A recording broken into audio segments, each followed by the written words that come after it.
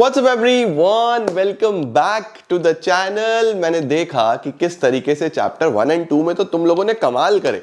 Majority of the students ने majority of the questions ठीक करे और बिजनेस स्टडीज है ही ऐसा। आपको स्ट्रेट फॉरवर्ड एनसीईआरटी से लाइंस मिलने वाली हैं। एक चीज माइंड में बिठाओ कि एनटीए को भी पता है कि 60 मिनट में 50 क्वेश्चन करने हैं भाई बच्चे ने, और वो कंप्यूटर बेस्ड पहली बार दे रहा है। तो आपको अगर कॉन्सेप्चुअल क्लैरिटी है तो it is going to be easy for you. बस एनसीईआरटी रीडिंग बहुत ध्यान से लगाना, लाइन टू लाइन पढ़ना और क्वेश्चंस जितने ज्यादा हो सके प्रैक्टिस करना। सारे के सारे अपने टेक्स्ट बुक के क्वेश्चन जरूर लगाना और सिलेबस के बाद मैं मॉक्स तो तुम्हें करा ही दूंगा। तो चलिए जल्दी से शुरू करते हैं और चीजों को आगे बढ़ाते हैं। Let's begin.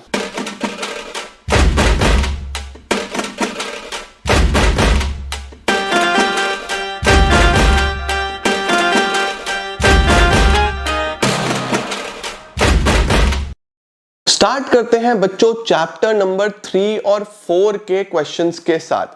3 में मेनली डायमेंशंस और इंपॉर्टेंस ऑफ बिजनेस एनवायरनमेंट पे सवाल बनते हैं। 4 में प्लानिंग प्रोसेस, लिमिटेशंस और टाइप्स ऑफ प्लान्स पे ज्यादा सवाल बनते हैं। तो आइए जल्दी से शुरू करते हैं और देखते हैं इसमें क्या क्या कैसे कैसे होगा। सबसे पहला, which of the following is an example of legal environment.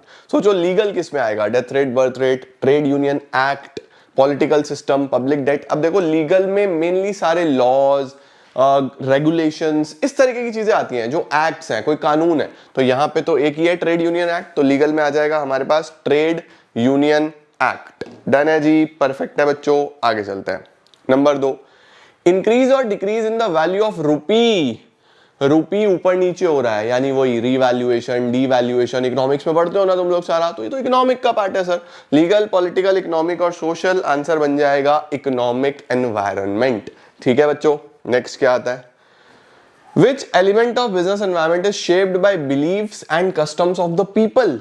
लोगों के बिलीफ, लोगों के कस्टम, ये तो बेटा सोसाइटी में अलग अलग सेक्शंस में अलग अलग होते हैं, तो ये सीधा सीधा सोशल एनवायरनमेंट का पार्ट बन जाएगा। तो इसका आंसर बनेगा सोशल एनवायरनमेंट। नेक्स्ट क्या आता है बच्चों हमारे पास? Scanning of business environment helps to identify क्या?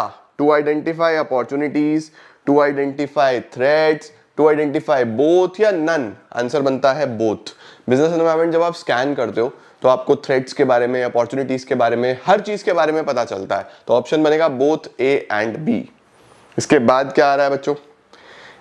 Increasing trend towards e commerce, electronic commerce, online की तरफ जो ट्रेंड बढ़ रहा है, तो किसका एग्जाम्पल हुआ बच्चों? एग्जाम्पल हुआ टेक्नोलॉजिकल एनवायरनमेंट का। तो 5 का बन जाएगा technological environment. Indian government has started to dilute its stakes in public enterprises. बताओ बच्चों, इंडियन गवर्नमेंट जो है अपना स्टेक, अपना हिस्सा सेल कर रही है पब्लिक सेक्टर अंडरटेकिंग्स का। तो अल्टीमेटली पब्लिक से प्राइवेट बन रहा है, तो प्राइवेटाइजेशन हो रहा है। तो ग्लोबलाइजेशन, लिबरलाइजेशन, प्राइवेटाइजेशन। आंसर बनेगा प्राइवेटाइजेशन। बट सर क्या ये पार्ट भी हमें करना है? बच्चों देखो, फॉर अ सेफर साइड आपको मीनिंग तो पता ही होना चाहिए लिबरलाइजेशन, प्राइवेटाइजेशन, ग्लोबलाइजेशन का। ठीक है, नेक्स्ट क्या है? Infosys decides to open school for lesser privilege children. अब सोचो बच्चों, उसने स्कूल खोला है और कैसे बच्चों के लिए जो लेस प्रिविलेज्ड हैं, जिनके पास ज्यादा फैसिलिटीज, ज्यादा इंफ्रास्ट्रक्चर नहीं है। तो ये कौन से सेगमेंट का पार्ट बनेगा? ये बनेगा बच्चों हमारे पास सोशल एनवायरनमेंट का पार्ट। सोशल एनवायरनमेंट में ये आ जाएगा, सोसाइटी के लिए अच्छा कर रहे हैं वो लोग। ठीक है, तो सोशल एनवायरनमेंट कहां पे आता है हमारे पास? डी पार्ट में आ जाता है। परफेक्ट सर, बढ़िया। Most of the business firms are using social media जैसे Facebook, Twitter, Instagram to promote their business. अब सोचो ना, ऑनलाइन कर रहे हैं सब कुछ। पहले तो फिजिकल बोर्ड्स लगते थे, इस तरीके की चीजें होती थी, अभी सब कुछ ऑनलाइन हो रहा है। किसका एग्जाम्पल है? टेक्नोलॉजिकल, नई नई टेक्नोलॉजी, लेटेस्ट टेक्नोलॉजी आ रही है बच्चों, टेक्नोलॉजिकल एनवायरनमेंट। आगे चलते हैं। इसके बाद 9th क्या है? Maruti Udyog become the leader in small car market because it was the first to recognise. सबसे पहले छोटी गाड़ी लेके आए थे, तो उन्होंने बिजनेस एनवायरनमेंट को स्कैन करा, अपॉर्चुनिटी देखा और सबसे पहले ले आए, इसीलिए किंग बने। कौन सा फीचर है? कौन सा फीचर है बच्चों, या कौन सा इंपॉर्टेंस है? Sorry, helps in tapping resources, कॉपिंग with rapid changes. कॉपिंग का मतलब होता है बदलना, COPI है ये, वाई नहीं आएगा यहाँ पे। Helps in improvement of performance and identification of opportunities and getting the first mover advantage. ये बनेगा identification of opportunities and getting the first mover advantage. बढ़िया सर। अगर कॉस्ट ऑफ प्रोडक्शन बढ़ रहा है due to increases in the minimum wages rates by the government, ये किसका example है? देखो बच्चों, हमने हमेशा पहली चीज देखनी है कि क्या हो रहा है ना। तो देखो सबसे पहले क्या हो रहा है, कॉस्ट ऑफ प्रोडक्शन बढ़ रहा है। अब कॉस्ट ऑफ प्रोडक्शन बढ़ रहा है तो इंपैक्ट तो इकोनॉमिक एनवायरनमेंट पे आने वाला है ना। तो अल्टीमेटली इसका आंसर क्या बनता है, इकोनॉमिक एनवायरनमेंट। 10 का आंसर बनेगा हमेशा इकोनॉमिक एनवायरनमेंट।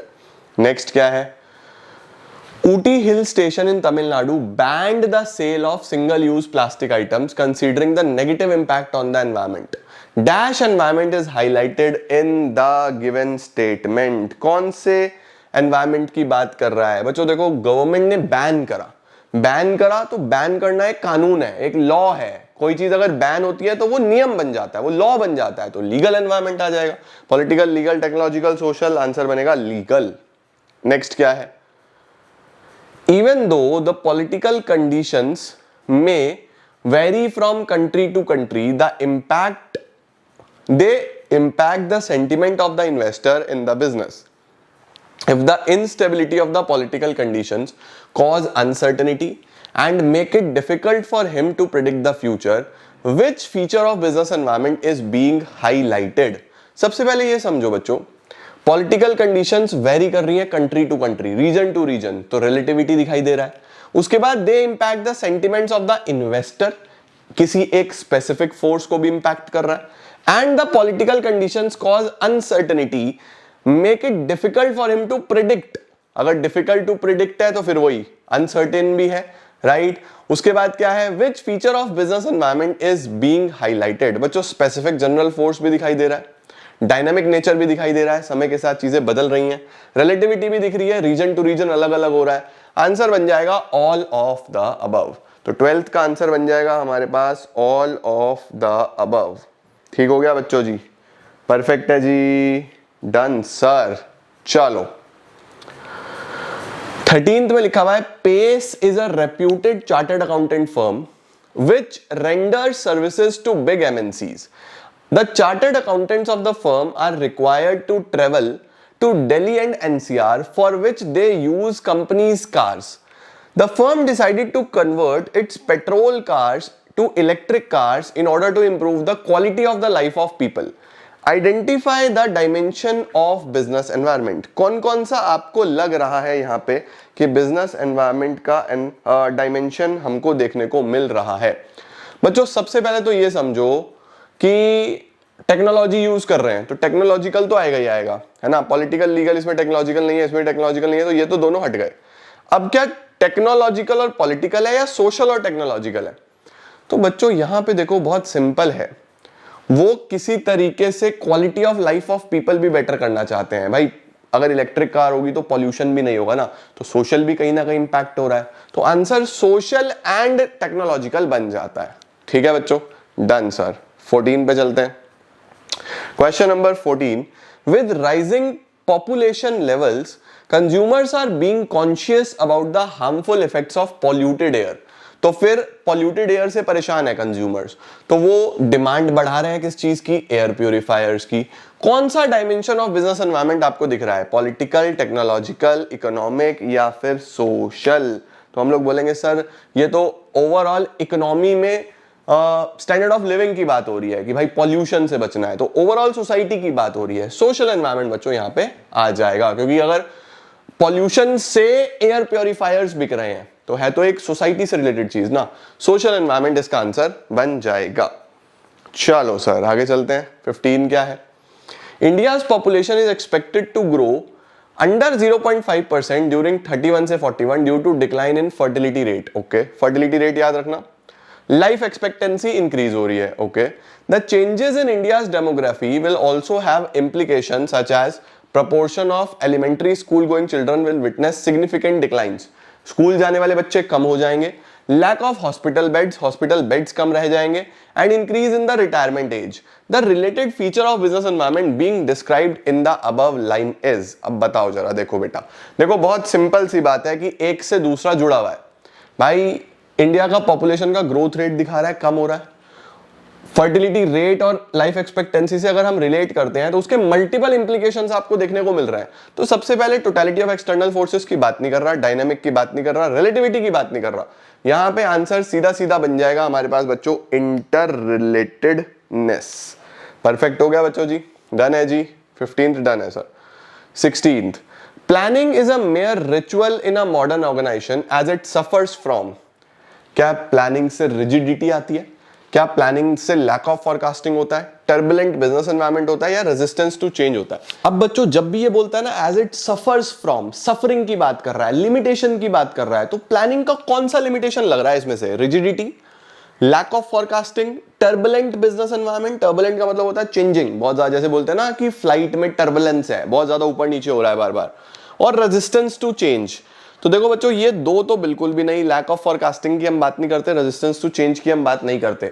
हाँ, प्लानिंग टर्बुलेंट बिजनेस एनवायरनमेंट में काम नहीं करता, हमने पढ़ा भी है ये, may not work in a dynamic environment, right. और रिजिडिटी भी प्लानिंग की एक लिमिटेशन है, तो यहां पे हम रिजिडिटी भी कंसीडर कर सकते हैं, टर्बुलेंट बिजनेस एनवायरनमेंट भी कंसीडर कर सकते हैं। सी ऑप्शन लगा देते हैं, turbulent business environment may not work in a dynamic environment, ठीक है। इसीलिए प्लानिंग रिचुअल रह जाता है मॉडर्न ऑर्गेनाइजेशंस में। Perfect sir. Out of the following steps of planning which one precedes का मतलब पहले आना, precedes the step selecting an alternative। अब सोचो बच्चों, setting objective, developing premises, identifying alternative courses of action, evaluating alternative courses of action, उसके बाद हम selection करते हैं। तो evaluating कहाँ है? C। 17 का बनेगा बच्चों हमारे पास C। चलो भाई, नेक्स्ट है Creative Limited starts offering discounts on its products to compete with its competitors। बच्चों जब भी कॉम्पिटिटर से compete करने की बात आती है तो कौन सा प्लान होता है? स्ट्रैटेजी बनाते हैं हम हमेशा compete करने के लिए। स्ट्रैटेजी इसका आंसर बन जाएगा। 19th में क्या है? The step in the process of planning which is concerned with putting the plan into action, that is doing what is required। Plan को एक्शन में डालना किस में आएगा? Implementation, follow up action, developing, या सेलेक्टिंग एन ऑल्टरनेटिव? अरे sir ये तो बहुत ही इजी है, इंप्लीमेंटिंग द प्लान। भाई ये तो तुम नॉर्मली भी बता सकते हो वैसे ही। अगला देखते हैं, देखो लिखा हुआ है, Ritu Kapoor has performed the first step in the process of one of the functions of management. The next step to be performed is, Ritu Kapoor ने एक बेकरी सेटअप करी, Bakes and Cakes in Pune। She receives online orders for cakes from within the city and supplies them on the same day। उसने अपना target set करा कि वो revenue generate करेगी 5 लाख रुपए का फर्स्ट ईयर में। उसने अपने एम्प्लॉइज को बताया टारगेट के बारे में, उनको बोला कि आप आइडियाज दो, तो उसने वही सेटिंग ऑब्जेक्टिव करा है। अभी सिर्फ आपको इसका अगला वाला स्टेप बताना है। नेक्स्ट स्टेप क्या होगा? Developing premises. तो 20 का आ जाएगा बच्चों डेवलपिंग प्रेमिसेस, सी पार्ट। आगे चलते हैं। The government has been doubling down on its efforts to switch to 100% electric vehicles by 2030। ये सरकार का टारगेट है कि 2030 तक इलेक्ट्रिक व्हीकल्स पे जाना है। Many companies जैसे Tata, kinetic, Maruti, Hyundai are already readying their EV models for a 2020 launch in order to support the plan। कौन सा टाइप ऑफ प्लान है जो आपको यहां पे दिखाई दे रहा है? क्या ये मेथड है? क्या ये स्ट्रैटेजी है? क्या ये प्रोग्राम है? क्या ये ऑब्जेक्टिव है? देखो बच्चों दोबारा से एक बार केस स्टडी पढ़ लेते हैं। बहुत सारी कंपनीज जैसे Tata Motors, kinetic Motors, Maruti Suzuki, Hyundai Motors सब रेडी कर रहे हैं अपने अपने ईवी मॉडल्स। अपने अपने ईवी मॉडल्स रेडी कर रहे हैं तो कहीं ना कहीं एक दूसरे से कंपीट करने वाले हैं, एक दूसरे के कॉम्पिटिटर्स हैं, तो अपने अपने मॉडल रेडी कर रहे हैं, तो सब स्ट्रैटेजीज बना रहे होंगे अपनी अपनी, तो स्ट्रैटेजी इसमें आ जाएगा। Perfect sir. Which of the following is not a single use plan? कौन सा सिंगल यूज नहीं है? बजट सिंगल यूज है, प्रोग्राम भी। मेथड बच्चों सिंगल यूज नहीं है, मेथड तो बार बार चलता है ना। अब चाय बनाने का मेथड तो वही है ना। चलो भाई इसमें क्या है? According to a survey of 250 consumer packaged goods companies by reputed firms, 75% of the brand owners say they are going to spend significantly more on packaging as it is a critical to its brand success। कौन सा type of plan है जो यहाँ पे discuss हुआ है? तो बच्चों देखो पैकेजिंग पे खर्चा करना, पैकेजिंग क्या करता है? आपके प्रोडक्ट को दूसरे प्रोडक्ट से आइडेंटिफाई करने में हेल्प करता है। अगर आपने मार्केटिंग थोड़ा बहुत याद हो तो पैकेजिंग आपके प्रोडक्ट को कॉम्पिटिटर के प्रोडक्ट से अलग दिखाता है, सेफ्टी भी करता है, आपकी ब्रांडिंग करने में, मार्केटिंग करने में हेल्प करता है। तो पैकेजिंग पे खर्चा करना उनकी एक स्ट्रैटेजी ही है, राइट? तो यहां पे भी टाइप ऑफ प्लान जो आएगा वो स्ट्रैटेजी आ जाएगा। It is not always true that just because a plan has worked before it will work again। एक प्लान ने पहले काम किया तो दोबारा काम करेगा, ऐसा जरूरी नहीं है। एनसीईआरटी की लाइन है बच्चों, कौन सा लिमिटेशन है? Planning does not guarantee success. पहले सक्सेस मिल गई थी, अब मिले ना मिले कोई गारंटी नहीं है। Planning does not guarantee success. 24 का आंसर बन जाएगा बच्चों डी। 25 पे चलते हैं। Procedure means prescribed way to perform a task, routine steps in a chronological order, detailed statement या specific statements। बहुत सोच समझ के बच्चों हम इसका आंसर देने वाले हैं। तो प्रोसीजर क्या होता है? एक रूटीन स्टेप्स होते हैं प्रॉपर क्रोनोलॉजिकल ऑर्डर में। क्रोनोलॉजिकल मतलब date wise, routine wise, proper order में होता है बी पार्ट। ठीक है जी, perfect. 26 identify the correct order of the steps. लो जी, ये तो सिंपल है बच्चों, प्रोसेस को करेक्ट ऑर्डर में लगाना है। दिस इज योर होमवर्क, आप खुद लगा के देखना। Setting objective, developing premises, identifying alternative, evaluating. ये लगेगा 2 4 3 1, 2 4 3 1 सी आ जाएगा। Which of the following is not an advantage of planning? कौन सा प्लानिंग का एडवांटेज नहीं है? Uniformity of action, flexibility of working, preventing misunderstanding, reducing risk and uncertainties. बच्चों flexibility of working directly दिख रहा है भाई। फ्लेक्सिबिलिटी ऑफ वर्किंग कौन सा यहाँ पे हमें एडवांटेज में दिखाई दिया था? प्लानिंग कोई फ्लेक्सिबिलिटी थोड़ी ना प्रोवाइड करता है, ऐसा कुछ नहीं है। तो बी पार्ट ही इसमें आ जाएगा। 28 परवेसिवनेस क्या दिखाता है? कि प्लानिंग पूरे ऑर्गेनाइजेशन में चलता है, प्लानिंग टॉप मैनेजमेंट का फंक्शन है, ये first element of the management process है, या ये फ्यूचर ओरिएंटेड है? बताओ जरा बच्चों, आपको सबसे ज्यादा बेस्ट क्या लग रहा है? बेटा सबसे पहले परवेसिव का मतलब क्या होता है? परवेसिव का मतलब है यूनिवर्सल, सबको चाहिए। Top level, middle level, lower level, छोटा ऑर्गेनाइजेशन, बड़ा ऑर्गेनाइजेशन, कोई भी ऑर्गेनाइजेशन हो, सबको प्लानिंग चाहिए। तो हम बोल सकते हैं planning extends throughout the organisation. 29 क्या है? Dos and don'ts are prescribed by. क्या करना है क्या नहीं करना कौन बताता है सर? ये तो रूल्स बताते हैं, नियम बताते हैं कि क्या सही है क्या गलत है, क्या करना है क्या नहीं करना। रूल्स। नो एडमिशन बिलो 60%, ये क्या है बच्चों? No admission below 60% is a policy. ये पॉलिसी है कि 60% से नीचे वालों का एडमिशन नहीं होगा, ये एक पॉलिसी है, ये जनरल प्रॉब्लम को सॉल्व करने का तरीका होता है। तो बच्चों इस तरीके से आप प्रैक्टिस करते चलो। Mainly types of plans, mainly dimensions of business environment, importance of business environment. अगर स्टडी नहीं करेंगे, limitations of business environment, planning process, limitations of planning, ये 5-6 टॉपिक्स बहुत अच्छे से लाइन टू लाइन एनसीईआरटी से पढ़ के चलना। आपके मेजॉरिटी क्वेश्चंस हो जाएंगे और मॉक टेस्ट के लिए तैयार रहना। चैप्टर वाइज तो चल रहा है अभी जो चल रहा है, बट जो मॉक टेस्ट आएंगे ना मजा आ जाएगा। ठीक है, thank you so much everyone. 30 में से 30 तो आए होंगे तुम्हारे पक्का, जिसमें सिंपल ही क्वेश्चन थे, कुछ टिपिकल था नहीं। 30 में से 30 आए होंगे। स्टिल कुछ दिक्कत आ रही है, just let me know in comment section, उसका भी सॉल्यूशन निकालेंगे। ठीक है, thank you so much, take care, bye bye, keep growing, keep glowing and keep smiling.